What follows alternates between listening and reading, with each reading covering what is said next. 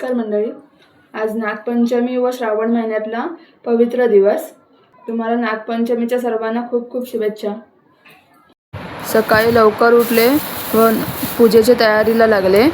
पहिला घेतला विडा, नारळ, लाया घेतल्या, दूध, पंचपाळ, माचीसचं घेतलं आणि हार, फुले, केळी, दुर्वा, बेल, धूप असं सगळं साहित्य जमा केलं।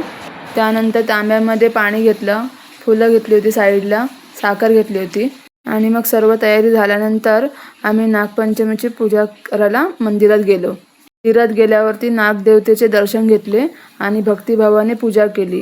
गणपती व लक्ष्मी देवीचीही पूजा केली। नागदेवतेला गोमेंडा, हार, फुलं, बेल वाहिलं, त्यानंतर चंदन लावलं आणि दूध अर्पण करून पाणी वाहिलं आणि पूजा मनोभावे प्रार्थना केली आणि मंदिरात येणाऱ्या प्रत्येक महिला भगिनींनी मनोभावे प्रार्थना केली। मंदिरातलं वातावरण भक्तिमय होतं। पूजा झाल्यानंतर लाह्यांचा नैवेद्य दाखवला आणि मनोभावे प्रार्थना केली। आज मंदिरात भक्तिमय वातावरण होतं। सगळ्या महिला पूजेसाठी आलेल्या होत्या।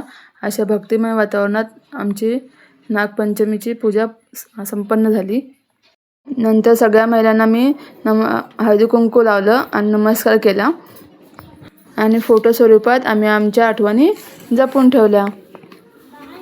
तुम्हाला सर्वांना नागपंचमीच्या खूप खूप खूप खूप शुभेच्छा। नागदेवतेच्या कृपेने आपल्या सर्वांच्या आयुष्यात सुख, समाधान आणि समृद्धी नांदो हीच खरी मनापासून प्रार्थना। Thank you so much. व्हिडिओ आवडल्यास लाईक करा, शेअर करा, कमेंट करा, सबस्क्राईब करायला विसरू नका।